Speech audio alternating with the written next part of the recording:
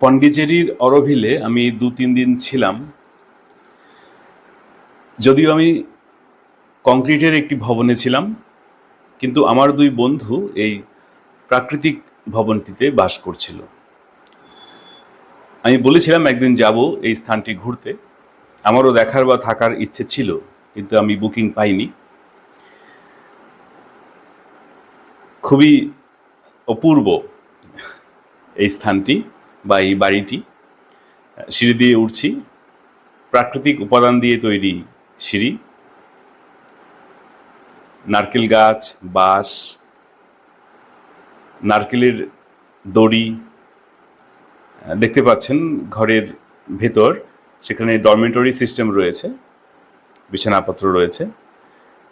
এটি 450-500 এরকম ভাড়া এক এক দিনের।